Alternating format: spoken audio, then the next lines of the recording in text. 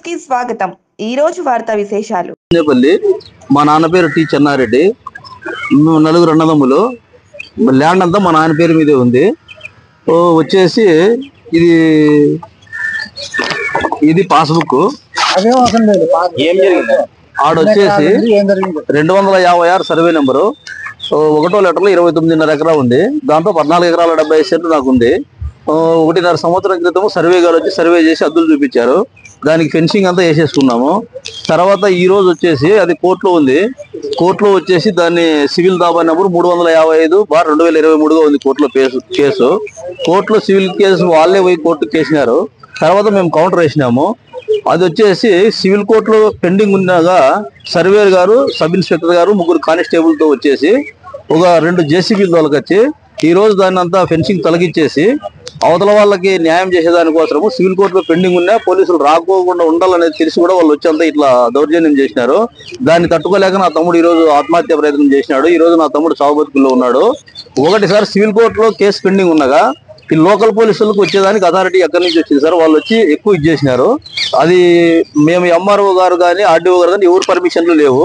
కోర్టులో ఉండే land court permission లేకోకుండా కూడా వాళ్ళు వచ్చి ఈరోజు సర్వే చేసేదానికి ఇచ్చేసి అంతా ఫెన్సింగ్ తొలగియాలనేసి జేసీబీలతో సహా వచ్చినారు. వీళ్ళకి ఎవరు పర్మిషన్ ఇచ్చారో తెలియదు సార్. ఇప్పుడు సామాన్యమైన రైతులకు బతికేదానికి ఆస్కారం లేకుండా చేస్తున్నారు. ఇప్పుడు ఇది ఎట్లా, దీని గురించి ఏమి అనేది ఒక ఇదే అవుతుంది సార్. ఇది ఎందుకు ఇంత అన్యాయానికి పాల్పడినారో మాకు అర్థం కాలేదు. మా 14 ఎకరాల 70 సెంట్లు తోసేసి వాళ్ళ 1475 కొలత వేసుకోవచ్చు, ల్యాండ్ ఉంది. కానీ వాళ్ళు మా దాంట్లో మాత్రమే కబ్జా చేసుకోవాలని చూస్తున్నారు. ఇదే సర్వేర్ గారు ఇంతకు ముందు వచ్చి కొలత వేసి గట్లు చూపించి ఫెన్సింగ్ వేసుకున్నాము. అదే సర్వేర్ గారు ఈ రోజు వచ్చేసి తొలగియాలనేసి డిపార్ట్మెంట్ ద్వారా వచ్చినారు సార్. అవతల వాళ్ళు మీనా ప్రసాద్, వైఫ్ ఆఫ్ వెంకటేశ్వర వరప్రసాద్, వీళ్ళు 30 మందిని మనుషులు తొలకొచ్చి ఈ రోజు ఇచ్చేసినారు సార్. ఆ దాన్ని అంతా చూసి నా తమ్ముడు ఇది చేసుకోలేక ఆత్మహత్య ప్రయత్నం చేసుకున్నాడు. ఇట్లా సామాన్యమైన రైతులకి ఇక్కడ ఎట్టకేలకు బ్రతికేదానికి ఆస్కారం లేకోకుండా ఈ డిపార్ట్మెంట్ ఇట్లా చేస్తున్నారు సార్ వీళ్ళు.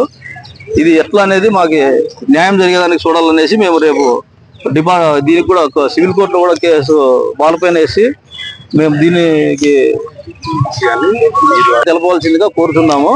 ఇది వచ్చేసి ఈ లోకల్ పోలీసులకి ఫస్ట్ పోయేదానికి పర్మిషన్ అథారిటీస్ ఎట్లా వచ్చినాయి వాళ్ళకి, ఆ పర్మిషన్స్ మాకు ఇంపార్టెంట్ సార్. అది వాళ్ళకి ఎవరు ఇచ్చినారు, ఏం మీ ప్రెజర్తో వాళ్ళు చేసినారు సివిల్ కోర్టు కేసు పెండింగ్ ఉండగా.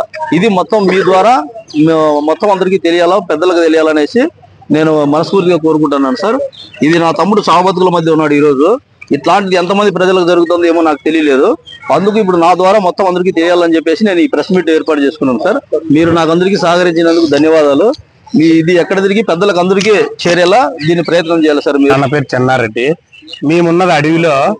వాళ్ళు మమ్మల్ని బాగా ఇబ్బంది పెట్టి రోజు ఫోన్ చేసుకుంటా మమ్మల్ని పక్కన విలేజ్ నుంచి 30 మందిని పిలిపించి ఒక్కసారిగా వాళ్ళ ఇంటి మీద పడి మమ్మల్ని మా వాళ్ళని ఇచ్చేశారు.